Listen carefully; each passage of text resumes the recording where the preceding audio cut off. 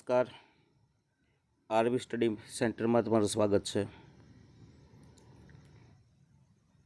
આજે જોઈએ આપણે ધોરણ 9 ખાસ કરીને તો સામાજિક વિજ્ઞાનના આપણે 5 પાઠ જોવાના છે। આજે બધા બંધારણને લગતા પાઠ છે। બધા શોર્ટ પ્રશ્નો હશે અને મોટા પ્રશ્ન માટે અલગ લેક્ચર આવશે, બરાબર। ચાલો સમય ન બગાડતા આગળ વધીએ આપણે। પહેલો પ્રશ્ન, બંધારણ ઘડવાની શરૂઆત ક્યારે થઈ? તો જવાબ છે 9 ડિસેમ્બર 1946। 9 ડિસેમ્બર 1946। બંધારણ સભામાં કુલ કેટલા સભ્યો હતા? તો 389। બંધારણ ઘડવાની પ્રક્રિયા કેટલી બેઠકોને અંતે પૂર્ણ થઈ?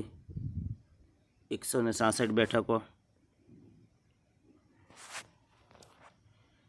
બંધારણ સભાએ કયા દિવસે સ્વતંત્ર ભારતનું બંધારણ સર્વાનુમતે પસાર કર્યું?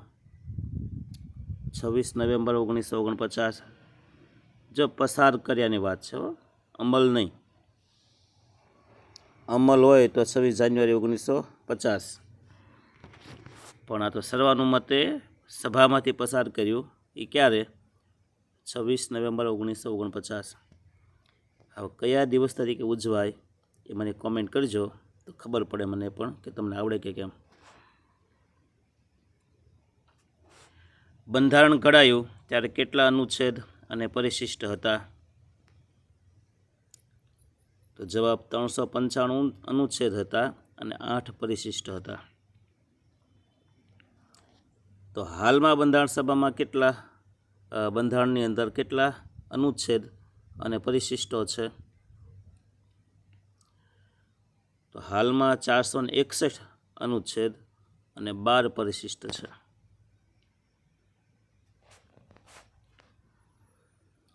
ઓગણીસો 76માં સુધારા દ્વારા કયા શબ્દો ઉમેરવામાં આવ્યા? તો 4 છે: સમાજવાદી, બિનસાંપ્રદાયિક, રાષ્ટ્રીય એકતા અને રાષ્ટ્રીય અખંડિતતા, બરાબર। આ 4 શબ્દ 1976ના સુધારા દ્વારા ઉમેરવામાં આવ્યા અને એ તો 42મો સુધારો। કેટલામો હતો? 42મો। ભારતના સંઘ રાજ્યની વિશેષતા કઈ? હા, ઈઝી છે ભાઈ।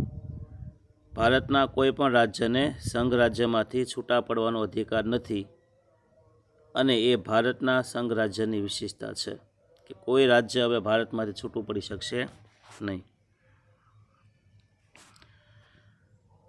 ભારત બંધારણનું રાષ્ટ્રીય સૂત્ર કયું? તો ભારતીય બંધારણનું રાષ્ટ્રીય સૂત્ર છે સત્યમેવ જયતે, જે મુંડક ઉપનિષદમાંથી લીધું। ક્યાં લીધું? મુંડક ઉપનિષદ। અને સત્યમેવ જયતે એ દેવનાગરી લિપિમાં છે, એટલે કે સંસ્કૃતમાં। ત્યાર પછી સંસદનું કાયમી ગૃહ કયું છે? તો જવાબ છે એનો રાજ્યસભા। સંસદનું હંગામી, જો હંગામી એટલે હું, જેને વિખેરી શકાય, બિનકાયમી હોય તેવું, એ ગૃહ કયું? તો લોકસભા। રાજ્યસભાના દર 2 વર્ષે કેટલા સભ્યો નિવૃત્ત થાય છે? તો 1/3 સભ્ય। કેટલા? 1/3 સભ્ય।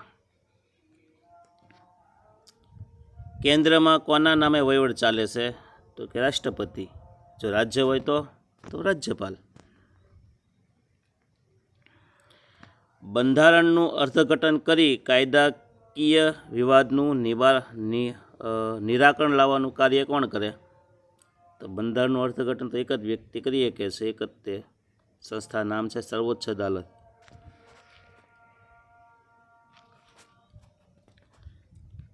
રાષ્ટ્રપતિ રાજ્યસભામાં કેટલી વ્યક્તિની નિમણૂક કરે છે? તો જવાબ આવશે 12।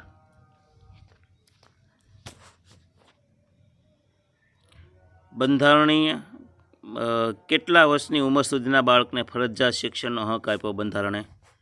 તો જવાબો 6 થી 14 વર્ષના બાળકોને જે RTEના કાયદા હેઠળ મફત ફરજિયાત શિક્ષણ મળે છે.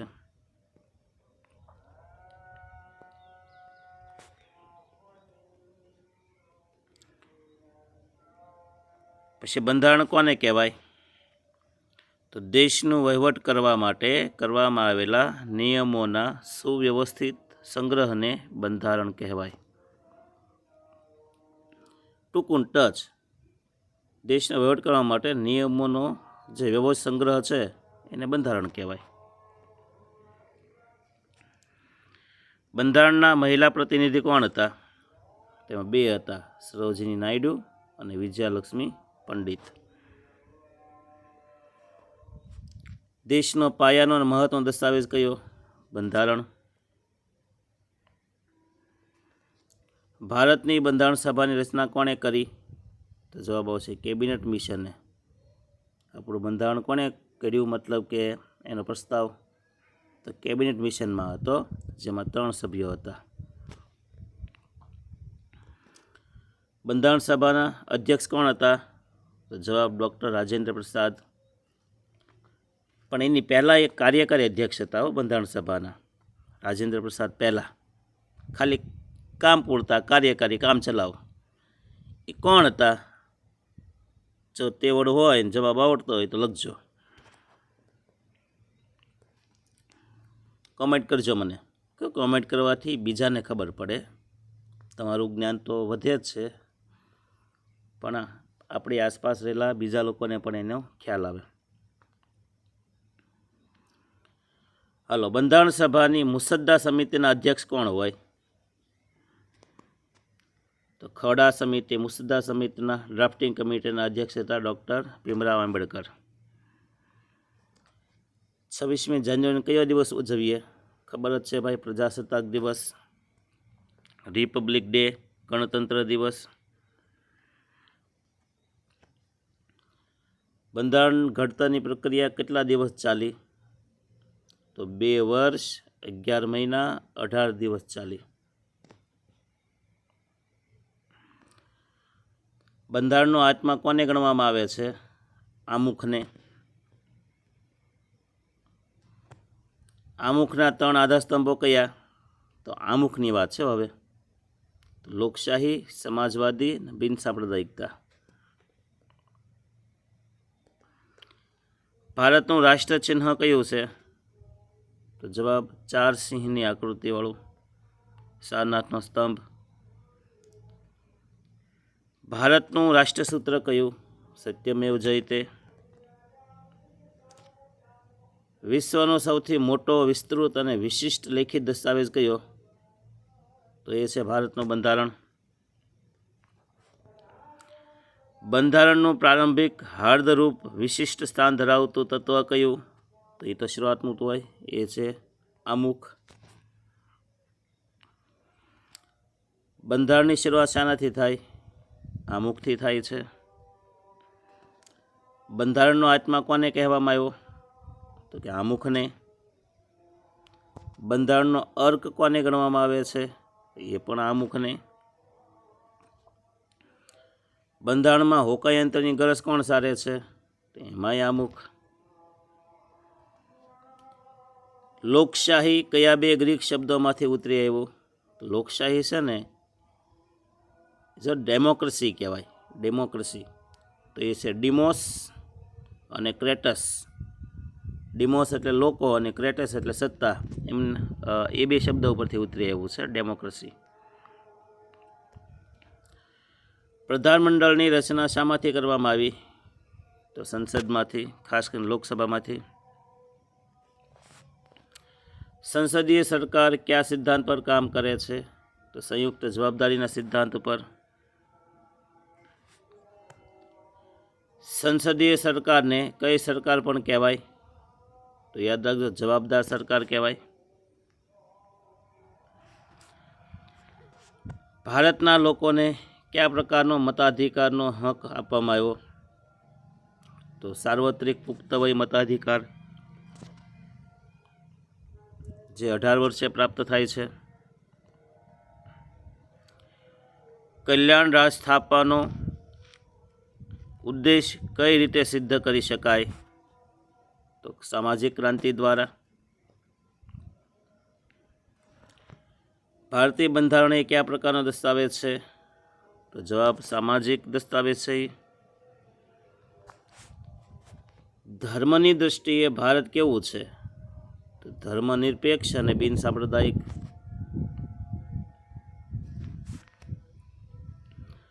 ધર્મની દૃષ્ટિએ ભારતીય બંધારણ કયા સિદ્ધાંતને વરેલું છે? તો યાદ રાખજો, સર્વધર્મ સમદૃષ્ટિ અને સર્વધર્મ સમભાવ. કયા બે લોકશાહી દેશોના બંધારણ લિખિત સ્વરૂપના નથી? ના પાડી, અલિખિત છે. તો એ છે બ્રિટન અને ઇઝરાયલ.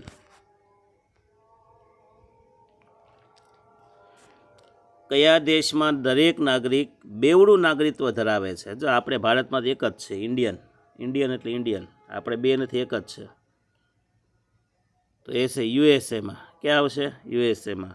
કારણ કે એક યુએસએનું નાગરિકત્વ અને એક અંદર જે રાજ્યમાં રહેતો હોય એનું નાગરિકત્વ, ત્યાં બે છે.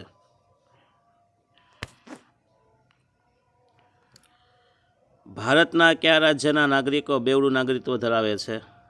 તો એ આવશે જમ્મુ કાશ્મીર. પણ હવે નહીં, પુસ્તક પ્રમાણે ભલે જમ્મુ કાશ્મીર, પણ હાલમાં જમ્મુ કાશ્મીર ભારતનો અભિન્ન અંગ બન્યું છે, હવે વિશેષ રાજ્ય રહ્યું નથી. તો મને કોમેન્ટ કરજો કે કઈ કલમ દ્વારા જમ્મુ કાશ્મીર, કઈ બંધારણની કલમ હટાવી દીધી જેના કારણે જમ્મુ કાશ્મીર ભારતનો ભાગ બની ગયો, અને ક્યારે હટાવી મને કોમેન્ટ કરજો.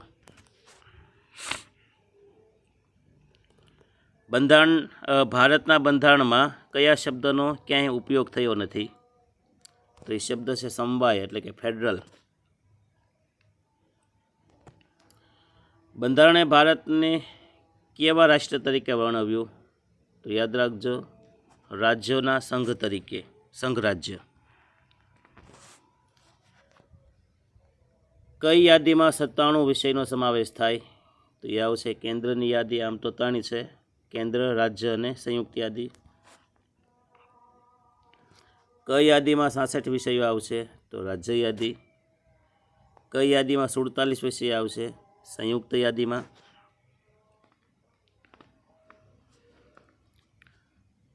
આબકારી જકાત, આયાત નિકાસ જકાત, આવકવેરો વગેરે કોણ ઉઘરાવશે? તો એ આવશે કેન્દ્ર સરકારની ફાળે આવશે. વેચાણ વેરો, મનોરંજન વેરો, શિક્ષણ વેરો કોને ફાળે આવશે? રાજ્ય સરકારને. રાજ્યમાં બંધારણીય કટોકટી દરમિયાન કોનું શાસન લાગુ પડે છે? તો કટોકટી જાહેર થાય એટલે રાષ્ટ્રપ્રમુખનું. સંસદના ઉપલા ગૃહને શું કહેવાય? તો કે રાજ્યસભા. નીચલા ગૃહને લોકસભા. સંસદના કયા ગૃહનું સંપૂર્ણ વિસર્જન થતું નથી? તો એ રાજ્યસભાનું, કારણ કે કાયમી છે. હા, એમાં દર 2 વર્ષે 1/3 સભ્ય નિવૃત્ત થાય, દર 2 વર્ષે, અને એટલા જ પાછા નિમણૂક કરવામાં આવે છે. એટલે હાવ વિખરે ન જાય. લોકસભામાં એ શક્ય છે, રાજ્યસભા ક્યારેય એક સાથે પૂરી નથી થતી, વિસર્જન નથી થતી. ભારતની કઈ અદાલતના ચુકાદા દેશની બધી અદાલતો માટે બંધન કરતા છે? તો એ છે સર્વોચ્ચ અદાલતના ચુકાદો. નાગરિકોના અધિકારનું રક્ષણ કોણ કરે છે? તો ન્યાયતંત્ર. લોકશાહી સમાજની મહામૂલી મૂડી કઈ? તો મૂળભૂત હક અને ફરજ. પછાત વર્ગો અને આદિવાસી જાતિના વિકાસ માટે વિશેષ જોગવાઈ કરવામાં આવે એને શું કહેવાય? એને અનામત કહેવાય છે. એને હકારાત્મક ભેદભાવ કહેવાય. ભારતમાં કેટલા પ્રકારના ન્યાયતંત્રની સ્થાપના કરવામાં આવી? કેટલા નહીં, કેવા પ્રકારની ન્યાયતંત્રની સ્થાપના કરી? તો એ આવશે સળંગ, સુગ્રથિત, નિષ્પક્ષ, સળંગ એકીકૃત ન્યાયતંત્રની સ્થાપના કરવામાં આવી. ચાલો, ભારતનું બંધારણની વિશિષ્ટ લક્ષણ કયું છે? તો એ આવશે અદાલતી સમીક્ષા. અને છેલ્લું, ભારતનું બંધારણ કેટલા ભાગમાં વહેંચાયેલું છે? તો યાદ રાખજો, 22 ભાગમાં વહેંચાયેલું છે. તો આ હતા આપણે 8મા પાઠના મહત્ત્વના પ્રશ્નો. હંમેશા હું લેક્ચરના અંતે જ બોલું છું કે તમને વિડીયો ગમ્યો હોય અને મારી મહેનત, મારું આ પ્લેટફોર્મ, મારું આ કન્ટેન્ટ તમને ગમતું હોય તો લાઈક કરવાનું, શેર કરવાનું, કોમેન્ટ કરવાની, સબસ્ક્રાઈબ કરવાનું. નાનું માધ્યમ છે પણ ઉપયોગી થશે. બરાબર? મજા આવશે. તો ચાલો ફટાફટ લાઈક, શેર, સબસ્ક્રાઈબ કરી દો. જ્ઞાન વહેંચતા વધશે એટલે બીજા મિત્રોને પણ પહોંચાડો. ઓકે, ચાલો અહીંયા આ પાઠ આપણે પૂરો કરીએ છીએ.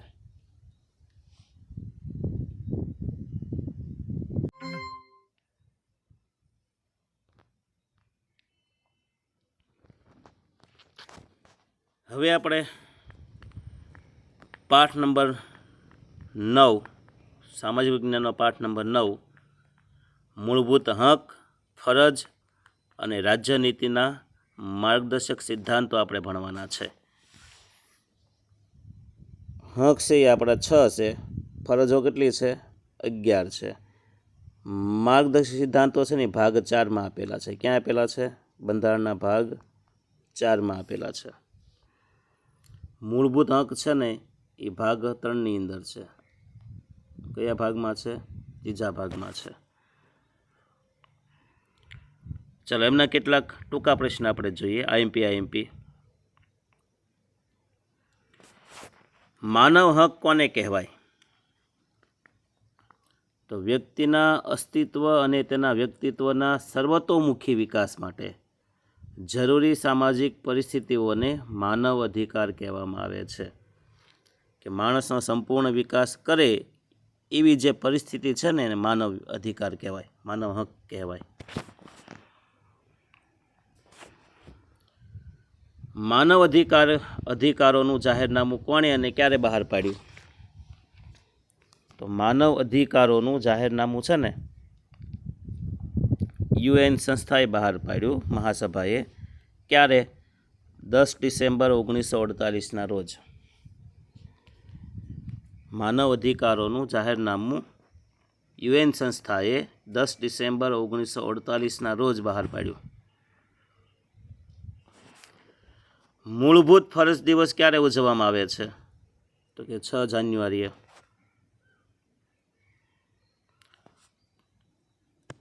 તો 10 ડિસેમ્બરે કયો દિવસ ઉજાય? 6 જાન્યુઆરીએ મૂળભૂત ફરજ, તો 10 ડિસેમ્બરે કયો દિવસ?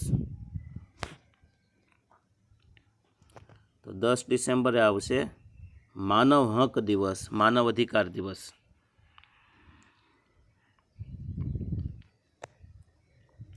માનવ અધિકાર દિવસ ક્યારે ઉજવાય? તો 10 ડિસેમ્બર. ફરજ હોય તો 6 જાન્યુઆરી. કયું આચરણ ભારતનું સામાજિક કલંક છે? અસ્પૃશ્યતાનું, જે આપણે આભડછેટ કહીએ તે.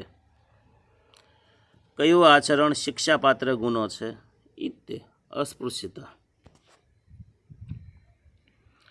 કોની પરવાનગી વિના કોઈ પણ વ્યક્તિને કસ્ટડીમાં રાખી ન શકાય? તો જવાબ છે મેજિસ્ટ્રેટની પરવાનગી વગર કોઈને કસ્ટડીમાં, જેલમાં ન રાખી શકાય. મૂળભૂત હકોના રક્ષણની અગત્યની ભૂમિકા કોણ ભજવે છે? તો મૂળભૂત હકનું રક્ષણ કરે છે ને એ છે સર્વોચ્ચ અદાલત. એટલે આપણા અધિકારોના એ વાલી કહેવાય, ટ્રસ્ટી. કોણે બંધારણીય ઇલાજોના હકને બંધારણના આત્મા સમાન ગણ્યો છે? જો આની પહેલાં આપણે આમુખને આત્મા કીધો હતો, પણ હવે તો બંધારણીય ઇલાજનો જે હક છે ને એને આત્મા કોણે કીધો? તો એવું કહેનાર છે ડૉક્ટર બાબા સાહેબ આંબેડકર. 6 જાન્યુઆરીના દિવસને કયા દિવસ તરીકે ઉજવવામાં આવે? તો મૂળભૂત ફરજ દિવસ. રાજ્યનીતિના માર્ગદર્શક સિદ્ધાંતોનો સમાવેશ બંધારણના કયા ભાગમાં કરવામાં આવ્યો? 4થા ભાગમાં. જો રાજ્યનીતિના માર્ગદર્શક સિદ્ધાંતો શું છે? એ રાજ્યની ફરજો છે. એ કેમ આપણી કેટલીક ફરજ છે એમ રાજ્યની ફરજો છે, જે ભાગ 4ની અંદર આપેલી છે. કોના મતે રાજ્યનીતિના માર્ગદર્શક સિદ્ધાંતો દેશના પાયારૂપ સિદ્ધાંતો છે? તો એ આવશે ડૉક્ટર બાબા સાહેબ આંબેડકરના મતે. રાજ્યની સત્તાને કોણ મર્યાદિત કરે છે? તે મૂળભૂત હક. રાજકીય લોકશાહી કોણ સ્થાપે? એ પણ આવશે મૂળભૂત હકો.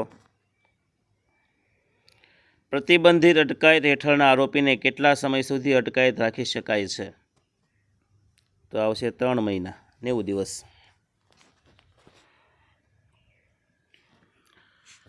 મૂળભૂત અધિકારો બંધારણના કયા ભાગમાં દર્શાવ્યા છે? તો અધિકારો છે 3જા ભાગમાં, સિદ્ધાંતો છે 4થા ભાગમાં. જો આવ્યું, રાજ્યનીતિના માર્ગદર્શક સિદ્ધાંતો કયા ભાગમાં છે? તો 4થા ભાગમાં. ભારતના મૂળભૂત હક કેટલા છે? ક્યાં ક્યાં? તો ચાલો જોઈએ. ભારતના મૂળભૂત હક છે ને એ 6 છે. આંક નહીં, 6 હક છે. અહીંયા સમાનતાનો હક, સ્વતંત્રતાનો હક, શોષણ વિરોધી હક, ધાર્મિક સ્વતંત્રતાનો હક, સાંસ્કૃતિક અને શૈક્ષણિક હક અને બંધારણીય ઇલાજનો હક. આને આત્મા કીધો છે. છેલ્લો હક છે ને એને કોણે? આંબેડકરજીએ.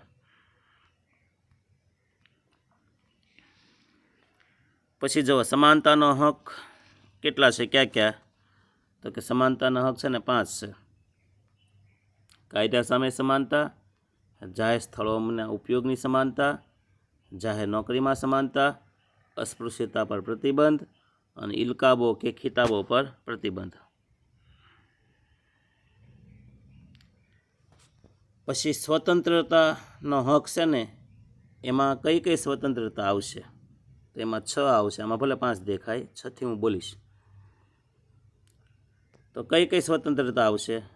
તો વિચાર, વાણી અને લેખનની સ્વતંત્રતા, શાંતિપૂર્વક શસ્ત્ર વિના એકઠા થવાની, સભા ભરવાની સ્વતંત્રતા, દેશભરમાં મુક્તપણે હરવા ફરવાની સ્વતંત્રતા, સમગ્ર વિસ્તારમાં કોઈપણ ભાગમાં રહેવાની, સ્થાયી થવાની સ્વતંત્રતા અને કોઈપણ વ્યવસાય, ધંધો, રોજગાર કરવાની સ્વતંત્રતા. અને 6ઠ્ઠી હતી, જેમાં નથી આવી, મંડળ બનાવવાની, સંસ્થા બનાવવાની અને તેના સભ્ય બનવાની સ્વતંત્રતા.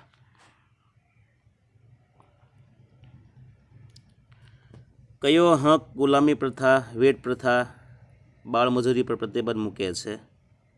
એ છે શોષણ વિરોધી હક. કોણ બંધારણીય ઇલાજના હકને બંધારણનો આત્મા કહે છે? તો કે આંબેડકર સાહેબ. 1974માં બંધારણના સુધારા દ્વારા કઈ બાબત ઉમેરવામાં આવી? તો 1974માં મૂળભૂત ફરજો ઉમેરવામાં આવી છે. અને એ કઈ જગ્યાએ? 51 કની અંદર. ક્યાં આવી? 51 ક. પછી જો મૂળભૂત ફરજ દિવસ ક્યારે ઉજવાય છે? તો 6 જાન્યુઆરી. ક્યારે આવશે? 6 જાન્યુઆરી. રાજ્યનીતિના માર્ગદર્શક સિદ્ધાંતોનું વર્ગીકરણ કેટલા ભાગમાં થયું? તો રાજ્યનીતિના જે માર્ગદર્શક સિદ્ધાંત છે ને એને 4 ભાગમાં વહેંચવામાં આવેલ છે. આર્થિક નીતિના સિદ્ધાંતો, સામાજિક નીતિના સિદ્ધાંતો, રાજકીય અને વિદેશ નીતિના સિદ્ધાંતો, શૈક્ષણિક અને સાંસ્કૃતિક નીતિના સિદ્ધાંતો. આવા 4 ભાગ પડ્યા છે. ચલો, અહીંયા આપણે આ 9મો પાઠ પૂરો કરીએ. ફરીવાર અપીલ, તમને વારંવાર અપીલ કરવી પડે કે વિડીયો ગમતો હોય તો લાઈક કરો, શેર કરો. મારું મનોબળ મજબૂત થાય, લોકોને જાણ થાય. કોમેન્ટ કરો, લાઈક કરો તો કે ના ના આ પ્લેટફોર્મ ઉપર પણ સારું કામ થાય છે, એટલે મારે તમને કહેવું પડે છે. ચલો, આ પાઠ આપણે પૂરો કરીએ. અસ્તુ. નવો પાઠ હવે આપણે શરૂ કરવાનો છે.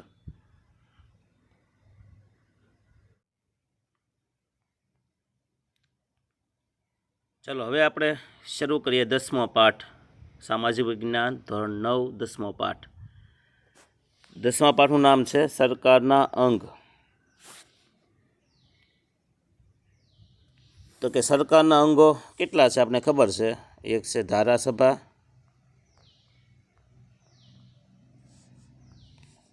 એક કારોબારી અને એક ન્યાયતંત્ર.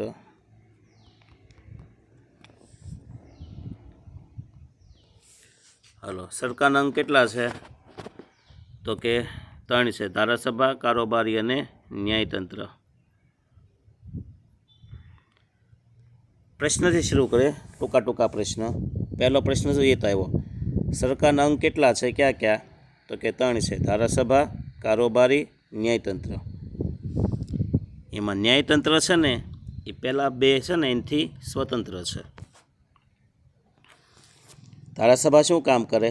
કાયદો ઘડવાનું. કારોબારી કાયદાનો અમલ કરવાનું. ન્યાયતંત્ર કાયદાનું રક્ષણ અને ન્યાય આપવાનું કામ કરે છે. એટલે એક ઘડવાનું કામ કરે છે, એક અમલ કરવાનું અને એક ન્યાય આપવાનું કામ કરે છે.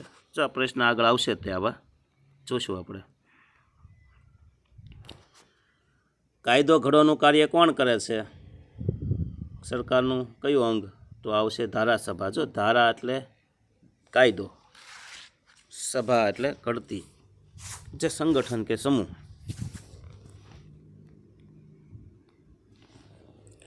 સંઘ સંસદમાં કોનો કોનો સમાવેશ થાય છે?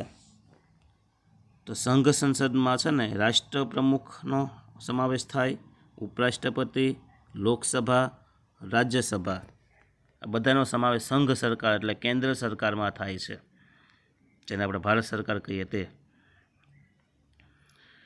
બંને પક્ષના સરખા મત પડે ત્યારે નિર્ણાયક મત કોણ આપે? જેને કાસ્ટિંગ વોટ કહેવાય. તો એ આવશે અધ્યક્ષ.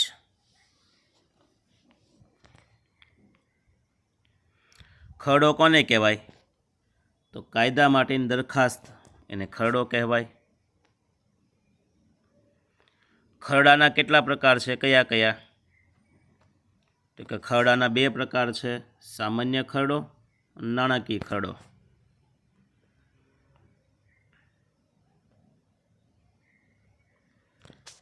કોની સહી થાય તો ખરડો કાયદો બની જાય?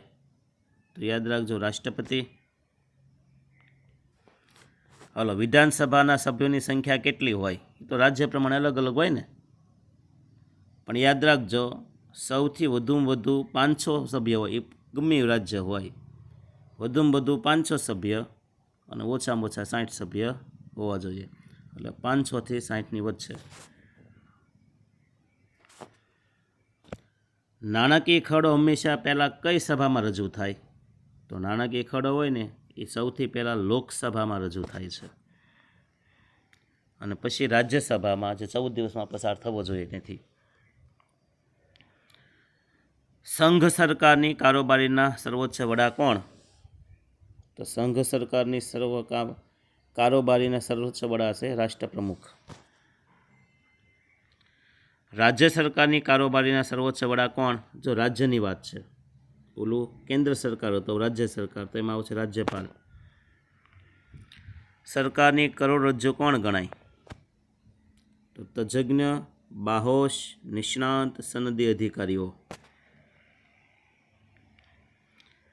કઈ કાર્યવાહી દ્વારા રાષ્ટ્રપતિને હોદ્દા પરથી દૂર કરી શકાય? તો મહાભિયોગ. જો રાષ્ટ્રપતિની આ વિધિ અને સર્વોચ્ચ અદાલતના ન્યાયાધીશ હોય ને એને પણ મહાભિયોગ દ્વારા દૂર કરી શકાય. સંસદનું બેઠક ચાલુ ન હોય ત્યારે વટ હુકમ કોણ બહાર પાડી શકે? તો એ છે રાષ્ટ્રપ્રમુખ. કટોકટીના ટકોટકી નહીં હોય, કટોકટીના કેટલા પ્રકાર, કયા કયા? તો 3 પ્રકાર, રાષ્ટ્રીય, બંધારણીય, નાણાકીય કટોકટી.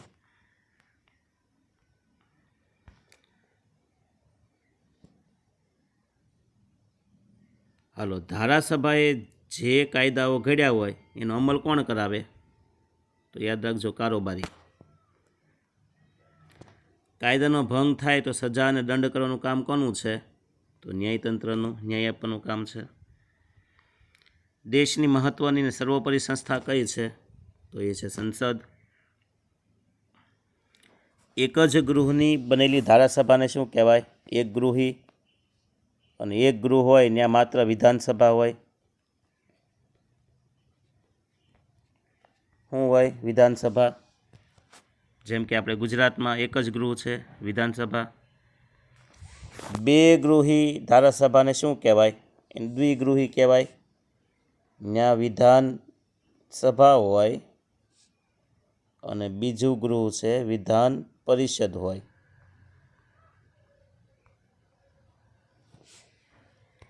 દ્વિગૃહીમાં કોણ કોણ હોય? પહેલું ગૃહ વિધાનસભા અને બીજું વિધાન પરિષદ. વિધાનસભા છે ને નીચલું કહેવાય, વિધાન પરિષદ છે ને ઉપલું ગૃહ કહેવાય, કાયમી ગૃહ કહેવાય. રાજ્યસભા જેવું છે એનું કામ.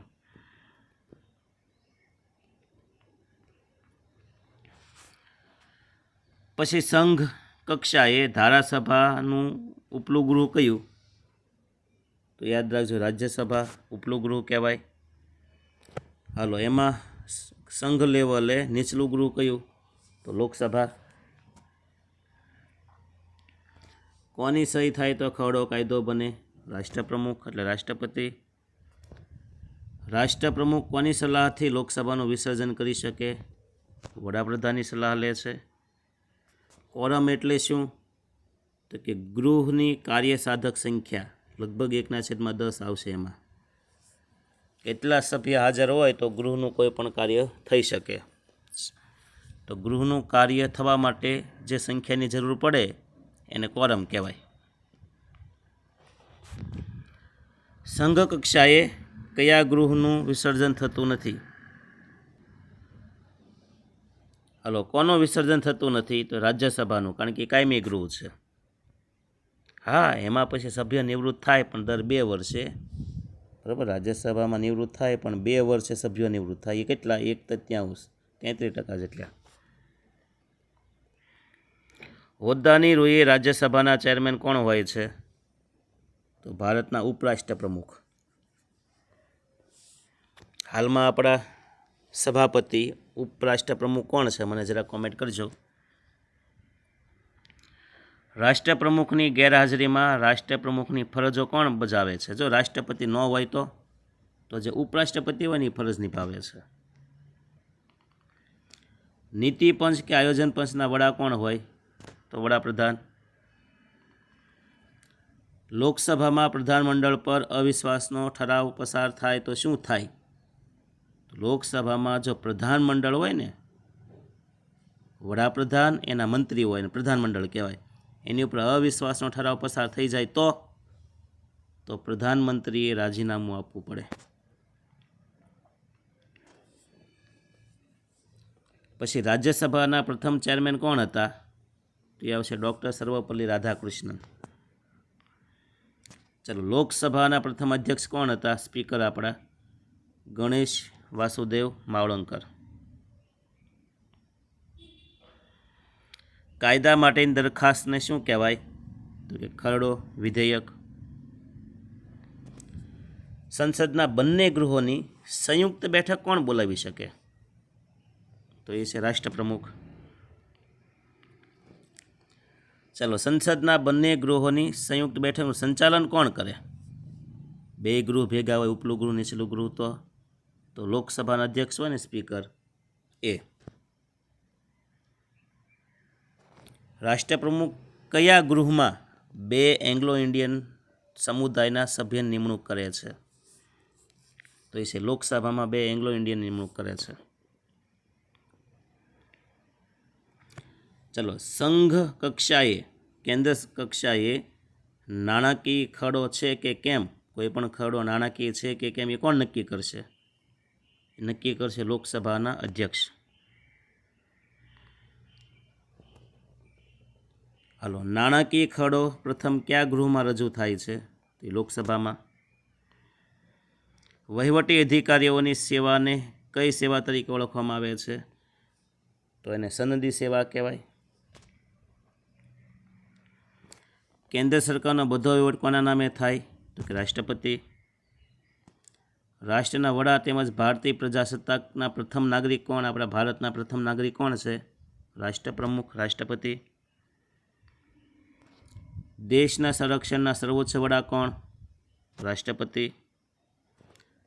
વરિષ્ઠ ન્યાયમૂર્તિ નિમણૂક કોણ કરે? રાષ્ટ્રપ્રમુખ. કટોકટી કોણ જાહેર કરી શકે? રાષ્ટ્રપતિ. રાષ્ટ્રપતિ પોતાનું રાજીનામું કોને આપે? તો પછી રાષ્ટ્રપતિ ન બોલતા, પોતે પોતાનું રાજીનામું ન સ્વીકારે, એ ઉપરાષ્ટ્રપતિને આપે. સંઘ સરકારના વાસ્તવિક કારોબારી વડા કોણ? તો એ છે વડાપ્રધાન. લોકસભામાં કેન્દ્રનું અંદાજપત્ર કોણ રજૂ કરે? બજેટ કોણ રજૂ કરે છે? નાણામંત્રી. રાજ્યમાં રાષ્ટ્રપ્રમુખ શાસન દરમિયાન રાજ્ય કોનું સંચાલન થાય? જો કદાચ કોઈ પણ રાજ્ય, ગુજરાત હોય, રાજસ્થાન હોય, મહારાષ્ટ્ર હોય, કેરળ, તમિલનાડુ, આંધ્રપ્રદેશ, ઓડિશા, પંજાબ, હરિયાણા, ઉત્તર પ્રદેશ, એમાં કરે રાષ્ટ્રપતિ શાસન લાગી જાય તો કોનું શાસન હોય? તો એનું શાસન કર રાજ્યપાલ અંડરમાં આવી જાય.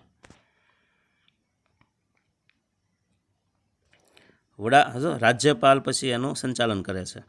વડાપ્રધાને હોદ્દા અને ગુપ્તતાના સોગંદ કોણ લેવડાવે છે? તો રાષ્ટ્રપ્રમુખ. વડાપ્રધાન નિમણૂક કોણ કરે છે? તો કે રાષ્ટ્રપ્રમુખ. વડી અદાલત ન્યાયાધીશ નિમણૂક કોણ કરે? રાષ્ટ્રપ્રમુખ.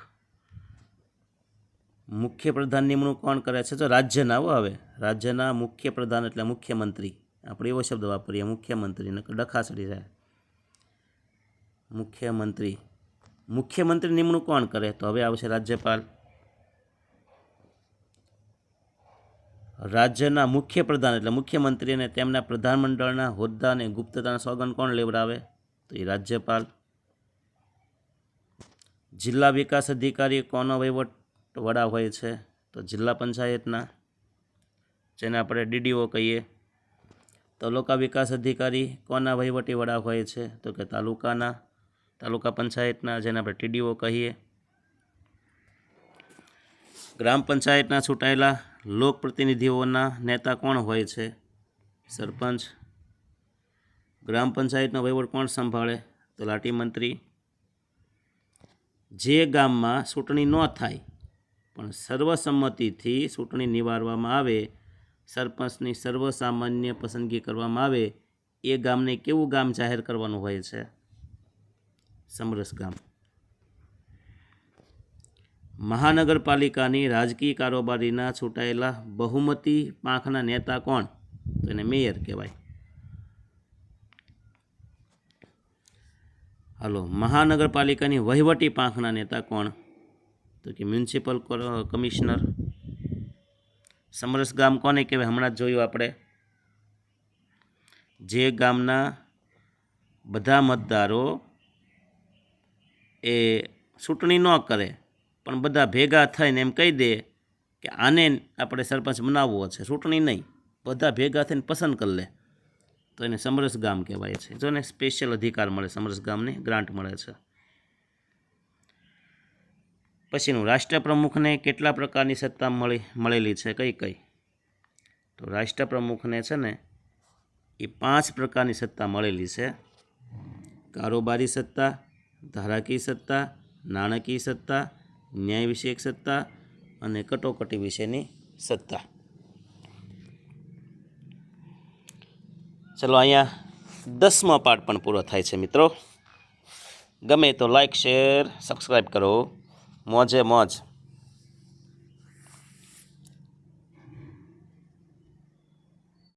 ચાલો મિત્રો, હવે જોઈએ આપણે પાઠ નંબર 11, ભારતનું ન્યાયતંત્ર. આપણે સરકારના અંગ કેટલા હતા? 3 હતા ને, ધારાસભા, કારોબારી, ન્યાયતંત્ર. એમાંથી આપણે ત્રીજું અંગ એટલે કે ન્યાયતંત્ર વિશે આપણે માહિતી મેળવવાની છે. 11મો પાઠ છે. હજી આની પછી એક 12મો પાઠ બાકી છે. થાકી ન જતા. અમે બોલીને થાકતા નથી, તમારે સાંભળીને થાકી જવાનું. ચલો, થાકવાથી કાંઈ મેળ પડે એમ નથી. પહેલો પ્રશ્ન, આપણા દેશની સર્વોચ્ચ અદાલત ક્યાં આવેલી છે? તો કે દિલ્હીમાં આવેલી છે. ભારતના ન્યાયતંત્રમાં સર્વોચ્ચ અદાલતના ન્યાયાધીશની સંખ્યા કેટલી? તો 28. જો વરિષ્ઠ આવી જાય, વરિષ્ઠ ન્યાયાધીશ સહિત 28 એટલે 27 + 1 થાય ને. સર્વોચ્ચ અદાલતના ન્યાયાધીશની સંખ્યા કોણ ફેરફાર કરી શકે? હું કે તમે? આપણે બેમાંથી એક કે નહીં. જાતા નહીં, કોઈક ઢીબી નાખશે. તો અદાલતના ન્યાયાધીશની સંખ્યામાં ફેરફાર કરી શકે સંસદ. સર્વોચ્ચ અદાલતના ન્યાયાધીશને હોદ્દા પરથી કોણ દૂર કરે છે? તો એ જે પ્રક્રિયા છે ને મહાભિયોગ છે. કોણ છે? મહાભિયોગ. રાષ્ટ્રપતિને પણ એ જ પ્રક્રિયા. આપણે ત્યાં કયા પ્રકારના ન્યાયતંત્રની રચના કરવામાં આવી? એક સૂત્રી. દેશના ન્યાયતંત્રમાં સૌથી ટોચના સ્થાને કઈ અદાલત છે? સર્વોચ્ચ અદાલત છે. સર્વોચ્ચ અદાલતના વરિષ્ઠ ન્યાયાધીશ નિમણૂક કોણ કરે? તો એ છે ન્યાયાધીશ નિમણૂક કયા ધોરણે થાય છે? કોણ નહીં, કયા ધોરણે? તો એ શ્રેષ્ઠતાને આધારે, સિનિયરિટીના આધારે નક્કી થાય છે.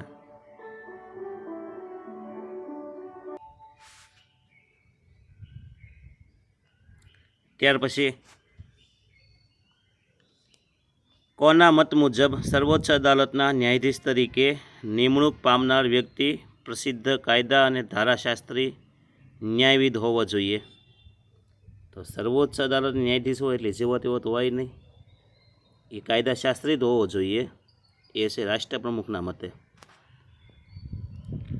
કઈ અદાલતના ચુકાદાઓ અંતિમ હોય છે? તો સર્વોચ્ચ અદાલતનો ચુકાદો અંતિમ હોય છે. કઈ અદાલત પોતાના આપેલા ચુકાદાઓને પોતે જ પુનરાવલોકન કરી શકે છે? પુનઃ સમીક્ષા. તો સર્વોચ્ચ અદાલત. ભારતમાં આજે પણ કયા બે રાજ્યો વચ્ચે એક જ વડી અદાલત છે? તો પંજાબ ને હરિયાણા. પછી હૈદરાબાદ, આંધ્રપ્રદેશ ને તેલંગાણા. અને ઓલા પણ પૂર્વમાં જાઓ ને તો 7 રાજ્ય વચ્ચે એક જ છે અસમની અંદર. મિઝોરમ ને ત્રિપુરાની વડી અદાલત ક્યાં આવેલી છે? તો એ અસમની અંદર. સર્વોચ્ચ અદાલતના ન્યાયાધીશોની નિમણૂક કોણ કરે છે? તો રાષ્ટ્રપતિ, રાષ્ટ્રપ્રમુખ. વડી અદાલતોના ન્યાયાધીશો કોને સંબોધીને રાજીનામું આપે છે? તો રાષ્ટ્રપ્રમુખને જ તે. કઈ અદાલતોના ન્યાયાધીશોની ભારતના કોઈ પણ રાજ્યમાં બદલી કરી શકાય છે? તો વડી અદાલતના ન્યાયાધીશ હોય ને બદલી થઈ શકે ને કોઈ પણ રાજ્યમાં.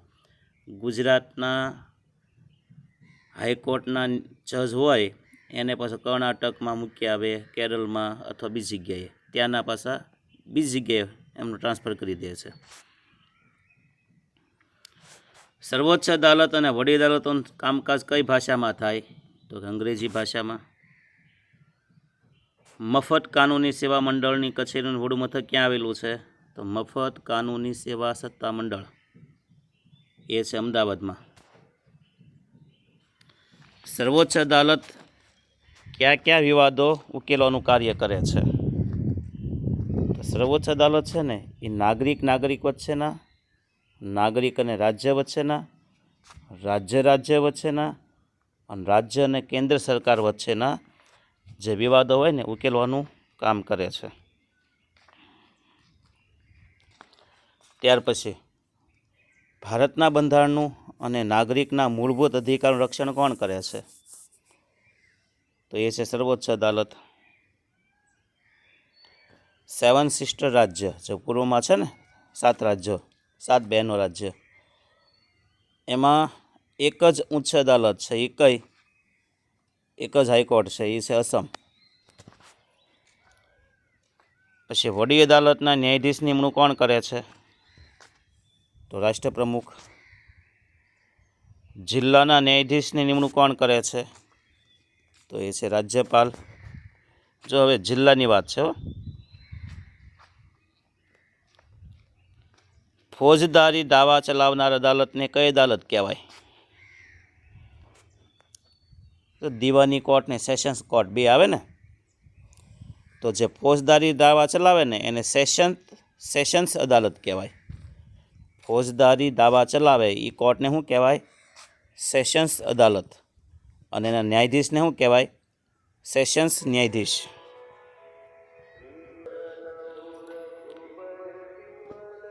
પછી સરકારનું કયું અંગ સ્વતંત્ર છે? તો સરકારનું છે ને ન્યાયતંત્ર છે સ્વતંત્ર છે. અહીંયા બાજુમાં હનુમાન ચાલીસા શરૂ થઈ છે, પણ કાંઈ વાંધો નહીં, આપણને કોઈ વસ્તુ ક્યારેય કોઈ તકલીફ આપતી નથી. આ તો પવિત્ર કાર્ય કહેવાય કે હનુમાન ચાલીસા સાથે પણ આપણે ભણી શકીએ. ચલો, સ્થાનિક કક્ષાએ સમાજના ગરીબ શોષિત લોકોને સરળ રીતે ઝડપી સત્વરે ન્યાય મળે તે માટે કઈ અદાલતનું આયોજન થયું? તો એ છે લોક અદાલત. જો મફતમાં ન્યાય મળે છે. પછી જાહેર હિતની અરજીઓ કઈ અદાલતમાં કરી શકાય? તો જાહેર હિતની અદાલતો છે ને સર્વોચ્ચ અદાલતમાં કરી શકાય અથવા વડી અદાલતમાં કરી શકાય, બેમાંથી એક જગ્યાએ. લોક અદાલતોના પક્ષકારો માટે અમદાવાદની કઈ સંસ્થા મફત કાનૂની સહાય આપે છે? તો એ છે કાનૂની સેવા સત્તા મંડળ. લોક અદાલત કયા વારે યોજાય છે? લોક અદાલત છે ને મોટાભાગે જાહેર રજામાં અથવા રવિવારે યોજાય છે. જો લોક અદાલત હતો, બાકીની બધી જે જિલ્લા કોર્ટ, હાઈકોર્ટ, સુપ્રીમ કોર્ટ એમાં તો પછી રજા હોય જાહેર રજામાં, પણ લોક અદાલત છે ને એ જાહેર રજામાં શરૂ હોય છે. કારણ કે એમાં જે અધિકારીઓ હોય ને, આ બધા કોર્ટમાં કામ કરતા હોય, અન્ય બીજા અધિકારીઓ હોય, એ લોકોને રવિવાર રજા હોય એટલે આ કોર્ટમાં હાજરી આપી શકે. હવે જે વડી અદાલતના ન્યાયાધીશની લાયકાતો જણાવો. ઉચ્ચ અદાલત, એમ આપણે હાઈકોર્ટ કહેવાય તે, તો એ ભારતનો નાગરિક હોવો જોઈએ, 62 વર્ષથી વધુ ઉંમરનો હોવી જોઈએ, નીચલી અદાલતમાં 10 વર્ષ ન્યાયાધીશ તરીકેની અનુભવ અથવા 10 વર્ષ વકીલાતનો અનુભવ હોવો જોઈએ, અને તે પ્રસિદ્ધ ધારાશાસ્ત્રી હોવો જોઈએ, માનસિક અસ્થિર ન હોવો જોઈએ. આ બધીની લાયકાતો છે. ગ્રાહકોની ફરિયાદના નિવારણ માટે કઈ સંસ્થા કામ કરે છે? જો અલગ કોર્ટ છે, ગ્રાહક નિવારણ માટે અલગ કોર્ટ છે, એ છે ગ્રાહક ફોરમ. ગ્રાહક ફોરમમાં કઈ આવશે? રાષ્ટ્રીય કમિશન, રાજ્ય કમિશન અને જિલ્લા ફોરમ. ખબર છે ને, આવું છે ને, 3 કોર્ટ આવે. ગ્રાહક ફોરમમાં 3 કોર્ટ છે, રાષ્ટ્ર, રાજ્ય અને જિલ્લા. સર્વોચ્ચ અદાલતના ન્યાયાધીશ અને વડી અદાલતના ન્યાયાધીશની નિમણૂક વય કેટલી હોય છે?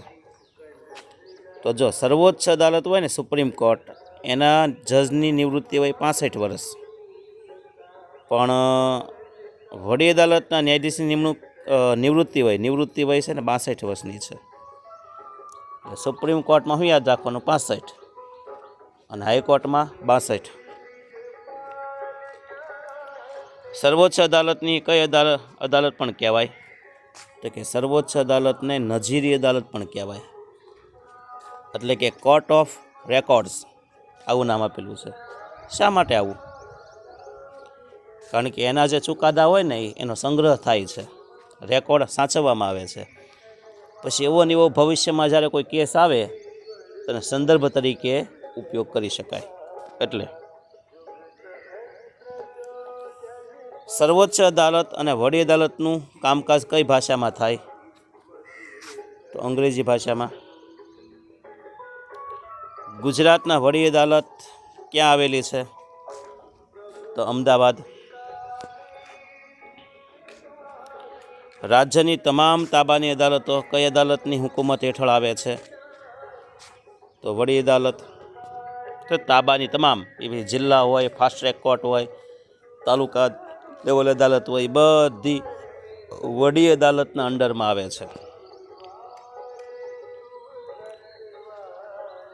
ગુજરાત રાજ્યના દરેક જિલ્લામાં કેટલાક કેસોના ઝડપી નિકાલ માટે અરજદારને ઝડપી ન્યાય મળે તે હેતુસર કઈ કોર્ટની સ્થાપના કરી? તો એ છે ફાસ્ટ ટ્રેક કોર્ટ. સર્વોચ્ચ અદાલતના કાર્યક્ષેત્ર જણાવો. જો સુપ્રીમ કોર્ટ ને વડી અદાલતના એટલે કે હાઈકોર્ટના કાર્યક્ષેત્ર જણાવવાનું કહે તો બે હરખા જ છે. છેલ્લામાં ત્રીજામાં થોડોક ફેર છે.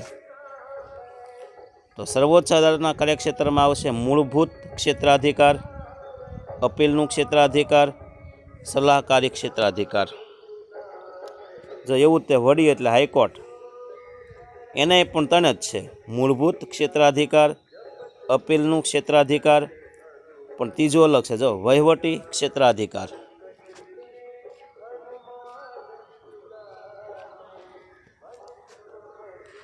ચાલો, સર્વોચ્ચ અદાલતના અધિકારની બહાર આવતી વિગત કઈ?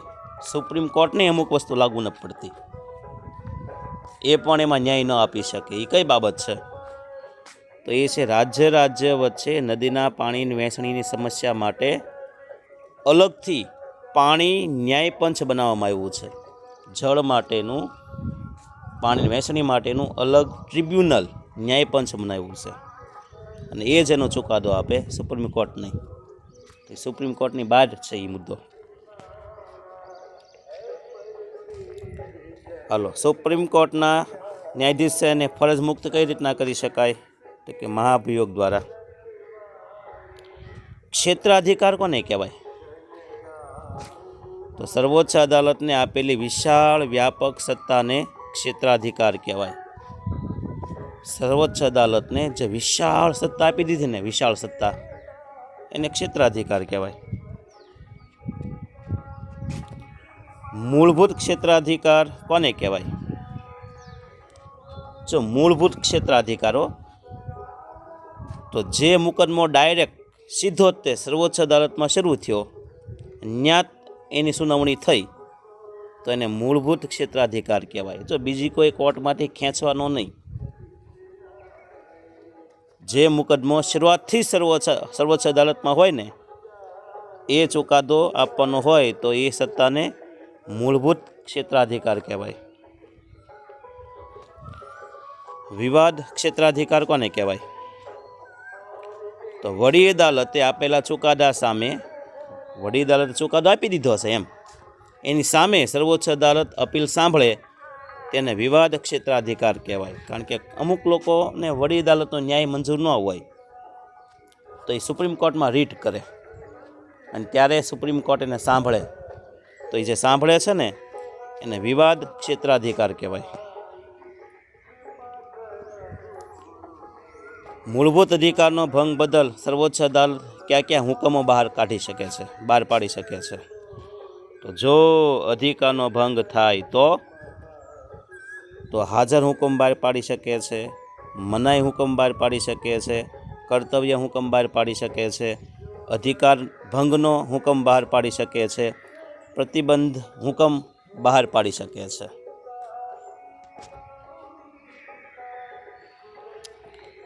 ચલો, પછી ન્યાયની અપીલ કયા પ્રકારની હોય? તો ન્યાયની જે અપીલ માગે છે ને એ 3 પ્રકારની હોય. પહેલી છે બંધારણના અર્થઘટન અંગેની અપીલ, બીજી દીવાની દાવા વિષયક અપીલ, અને ત્રીજું ફોજદારી વિષયક અપીલ. પવનતનય સંકટહરણ મંગલ મૂર્તિ રૂપ.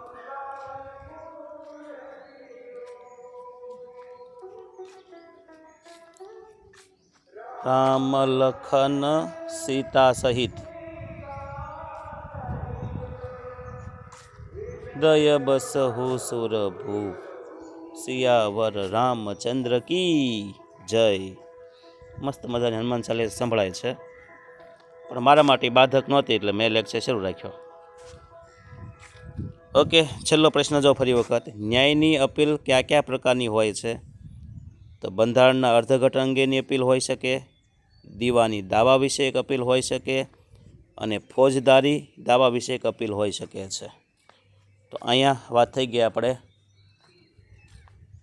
11મા પાઠની, અને હવે એક જ પાઠ બાકી રહ્યો છે મિત્રો, એક જ પાઠ બાકી રહ્યો. એ કયો છે? 12મો પાઠ. ઓકે,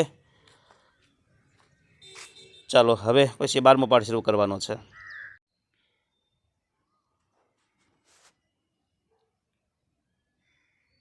ચાલો હવે આપણે 12મો પાઠ શરૂ કરીએ ફાઇનલી. અને આ વિડીયો લેક્ચરનો છેલ્લો પાઠ છે. હવે પછી તમે આઝાદ આ લેક્ચરમાંથી. સતત તમે કલાક ઉપર આ લેક્ચર જોયો, તમને પણ થાક લાગ્યો હશે, પણ થાકવાનું નથી મિત્રો. દિલ્હી દૂર છે થોડીક, બરાબર, એટલે થોડુંક આપણે મહેનત કરવી પડશે, સાંભળવું પડશે, થોડુંક કષ્ટ ભોગવવું પડશે. તો શરૂ કરીએ આપણે 12મો પાઠ, ભારતની લોકશાહી, ડેમોક્રેસી. જોઈએ આપણે ડેમોક્રેસી વિશે.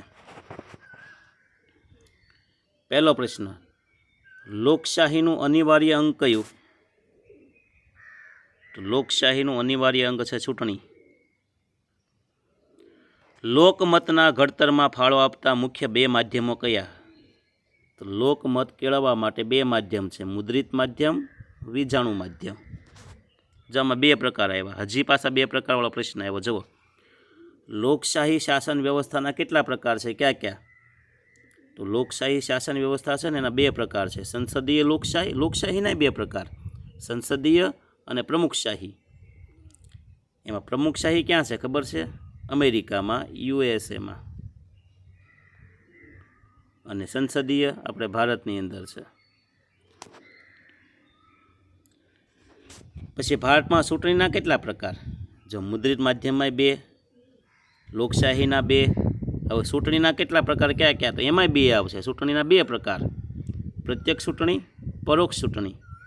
પ્રત્યક્ષ કોને કહેવાય? કે જેમાં આપણે પોતે મત આપી શકીએ, એ પ્રત્યક્ષ. પરોક્ષ કોને કહેવાય? આપણે મત ન આપી શકીએ, આપણે દ્વારા ચૂંટાયેલા જે આપણા પ્રતિનિધિ છે નેતા, એ મત આપે, એને પરોક્ષ ચૂંટણી કહેવાય. લોકસભા અને રાજ્યસભા છે ને, એ આપણે સરપંચની, મેયરની આપણે ચૂંટણી કરીએ છીએ, તાલુકા સદસ્ય, જિલ્લા સદસ્યની ચૂંટણી કરીએ ને, એ પ્રત્યક્ષ છે. પણ પરોક્ષમાં આપણે ભાગ નથી લેતા. તો એમાં કઈ ચૂંટણી થાય છે? તો કે રાજ્યસભાની, રાષ્ટ્રપ્રમુખની, ઉપરાષ્ટ્રપ્રમુખની, વિધાન પરિષદની જે ચૂંટણી થાય ને, એ પરોક્ષ ચૂંટણી હોય છે. ચલો, આપણા દેશમાં રાજકીય પક્ષોના કેટલા પ્રકાર ક્યાં ક્યાં? તો 2 પ્રકાર. જો લે, માધ્યમો તો કે 2, લોકશાહી 2, ચૂંટણી 2 પ્રકાર, અને રાજકીય પક્ષ એનાય 2 પ્રકાર. કયા 2 પ્રકાર? તો કે પ્રાદેશિક પક્ષ અને રાષ્ટ્રીય પક્ષ. પ્રાદેશિક એટલે એક રાજ્ય પૂરતો હોય તે. રાષ્ટ્રીય પક્ષ એટલે આખા રાજ્યમાં કોઈ પણ જગ્યાએ ચૂંટણી લડી શકે, એ ગુજરાત બહાર કોઈ પણ જગ્યાએ, એ રાષ્ટ્રીય પક્ષ કહેવાય છે. પણ રાષ્ટ્રીય પક્ષ કોણ કહેવાય? કે જે 4 રાજ્યમાં ઓછામાં ઓછા 4% મત મેળવ્યા હોય એને રાષ્ટ્રીય પક્ષ કહેવાય, બીજાને નહીં. 4 રાજ્ય 4% યાદ રાખજો. લોકશાહીની પારાશીશી કોને કહેવાય? તો ચૂંટણીને. જો પારાશીશી એટલે શું? થર્મોમીટર. તાવ કેમ માપે? એમ ચૂંટણી પણ શું કરે છે? લોકોનો મત, લોકોની શક્તિ માપે છે. લોકશાહી રૂપી રથના 2 પૈડા કયા? તો શાસક પક્ષ, વિરોધ પક્ષ, પાછા 2 આવ્યા. લોકશાહી રથના 2 પૈડા છે, શાસક પક્ષ અને વિરોધ પક્ષ. આખી દુનિયામાં સૌથી વધારે મતદારો ક્યાં છે? તો કે ભારતમાં. તમને એમ થાય ચીન ન આવે, કારણ કે ત્યાં લોકશાહી નથી, ત્યાં સમાજવાદી પ્રથા છે, સામ્યવાદી સરકાર છે. ચલો, વસ્તીની દ્રષ્ટિએ વિશ્વમાં સૌથી મોટી લોકશાહી દેશ કયો? તો કે ભારત. લોકોનું પ્રતિનિધિત્વ કરતી રાષ્ટ્રીય સંસ્થા કઈ? તો કે સંસદ. જો સૌથી મોટી સંસ્થા છે એ. સાર્વત્રિક પુખ્ત વય મતાધિકારમાં કયો સિદ્ધાંત સ્વીકારવામાં આવ્યો? તો વ્યક્તિ દીઠ 1 મત, 2 નહીં, 1 જ મત આપવાનો. લોકશાહીનો આધારસ્તંભ કયો? તો લોકશાહીનો આધારસ્તંભ છે ચૂંટણી. લોકશાહી વ્યવસ્થામાં પાયાનો એકમ કયો છે? તો ગ્રામ પંચાયત. ચૂંટણી લોકશાહીને કેવી રાખે છે? તો એ જીવંત અને ધબકતી રાખે છે. લોકશાહીનો પ્રાણ કોને કહેવામાં આવે? તો કે ચૂંટણીને. કેવો લોકમત લોકશાહીમાં વિશેષ મહત્ત્વ ધરાવે છે? તો પ્રબળ અને સંગઠિત લોકમત છે ને એ લોકશાહીને વિશેષ મહત્ત્વ આપે છે. જે દૈનિક સમાચાર પત્ર છે ને, ગુજરાત સમાચાર, સૌરાષ્ટ્ર સમાચાર, દિવ્ય ભાસ્કર, ફૂલછાપ, એ લોકમત ઘડવાનું કેવું માધ્યમ છે? એ પ્રિન્ટિંગ થયેલું કહેવાય, એટલે મુદ્રિત માધ્યમ કહેવાય. જો પ્રિન્ટિંગ થાય તો મુદ્રિત, અને ઇલેક્ટ્રોનિક સતત જરૂર પડે એ વીજાણું માધ્યમ કહેવાય. રેડિયો, ટેલિવિઝન, સિનેમા એ કેવા માધ્યમ છે? કે વીજાણું, ઇલેક્ટ્રોનિક માધ્યમ છે. નિરક્ષરતાનું પ્રમાણ વધુ હોય ત્યાં લોકમત ઘડતર માટે કયું માધ્યમ ઉપયોગી છે? તો ત્યાં મુદ્રિત નહીં, પણ કયું આવશે? વીજાણું માધ્યમ. આજે લોકમત કેળવવા માટે કયા માધ્યમનો બહોળા પ્રમાણમાં ઉપયોગ થાય છે? તો આજે વીજાણું માધ્યમનો વધારે ઉપયોગ થાય છે મત ખેંચવા માટે. રેડિયોની સરખામણીમાં કયું વીજાણું માધ્યમ લોકભોગ્ય બન્યું છે? તો એ છે ટેલિવિઝન. કયા દેશમાં પ્રમુખશાહી લોકશાહી છે? તો યુએસએમાં. આપણા દેશમાં કયા પ્રકારની લોકશાહી શાસન વ્યવસ્થા છે? તો આપણે તો સંસદીય લોકશાહી છે, પ્રમુખશાહી નથી. સંસદીય લોકશાહીમાં સરકારની રચના કોણ કરે? તો વડાપ્રધાન. ચૂંટણી પંચના અધ્યક્ષ નિમણૂક કોણ કરે છે? રાષ્ટ્રપ્રમુખ. આપણા દેશની ચૂંટણી કયા મતદાન દ્વારા થાય છે? ગુપ્ત મતદાન. કોઈના અવસાન કે રાજીનામાથી ખાલી પડેલી બેઠક ભરવા માટે યોજાતી ચૂંટણીને શું કહેવાય? કોઈ મૃત્યુ પામ્યું અથવા કોઈ રાજીનામું આપી દીધું અડધેથી કે વચગાળામાં, તો એને પેટા ચૂંટણી કહેવાય. એમનું પૂરું નામ તો કે ઇલેક્ટ્રોનિક વોટિંગ મશીન. પેટા ચૂંટણી કોને કહેવાય? હમણાં તો વાત થઈ કે કોઈ નેતા રાજીનામું આપી દે અથવા આકસ્મિક મૃત્યુ થાય ત્યારે તેની ખાલી જગ્યા પર જે ચૂંટણી થાય એને પેટા ચૂંટણી કહેવાય.